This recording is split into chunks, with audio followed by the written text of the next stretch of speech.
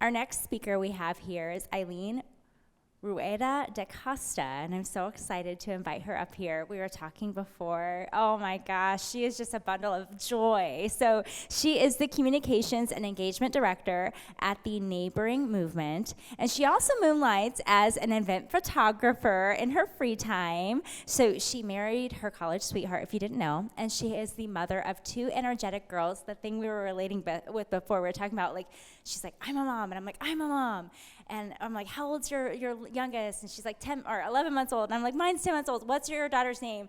My daughter's name is Amelia. Her daughter's name is Amelia. We're like just floored. But anyway, enough about me, all about her. She spends most of her days, though, connecting and learning from incredible people, including her children and everyone here. Let's go ahead and welcome up Aileen to the stage, okay?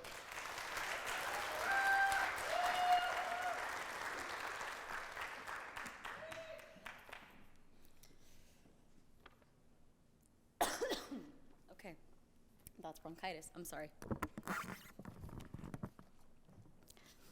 Hi. My name is Aileen, and I get to talk to people for a living. I get to find out what they love to do, but like really love to do. It's what they're great at, or sometimes not so great at, but it's still skills that they love either way. I get to have meaningful conversations, and I pay my light bill with it. I'm a storyteller through and through. When I was prompted to think about today's topic of generational identity, what I didn't want to do was put a spotlight on the trauma. But I wanted to share my story, and as I spoke with friends in preparation for tonight, I realized that I can't hold the good, the wealth, in one hand without holding the bad, the trauma, in the other. So I want to tell you about the cycles that these matriarchs individually broke and how we created enough healing for the generations that will come after us to do that much better. You might not know this. Well, you might not know the name, but this is Maslow's hierarchy of needs. It's one of those things, you see it everywhere. You don't know where you learned it. Starting from the bottom, we have physiological needs, food, water, shelter. Then we have safety needs like job security, structure in our lives, resources. And from there, we move into love and belonging. This would include our friendships, our families, our communities. And the last two are esteem and self-actualization. That would be status or recognition, our achievements, our purpose, the desire to become more than what we can be. I stated earlier that I'm a storyteller, and I love what I do. Every day I get to actively engage in my community, and I see the privilege that it is to get to work for joy and not just survival. The best example I can give you that I feel would make the most impact is to tell you the story of how my eldest daughter's birth went and how that led me into this journey of self-discovery.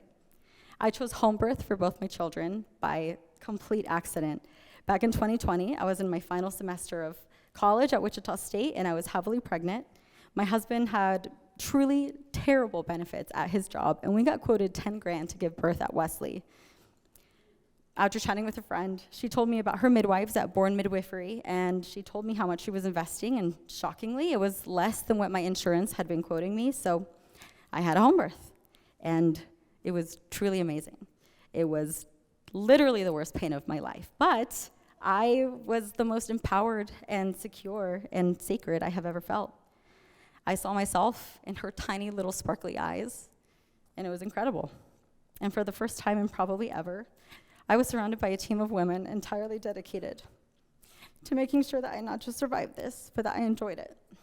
I learned about birth, an objectively terrifying thing that giant textbooks are dedicated to, in a way that framed it as an opportunity for transformation.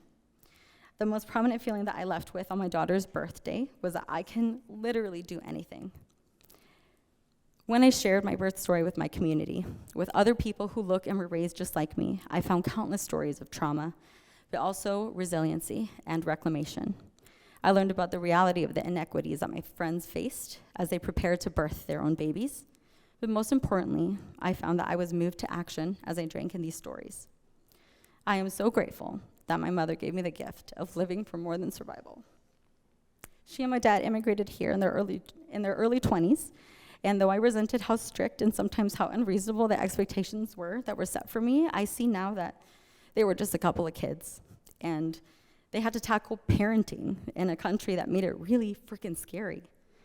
They raised 4 first-generation children that carry the burden of knowing that there will never be a tangible thing that we can do that will repay them for the sacrifices and for giving us this opportunity.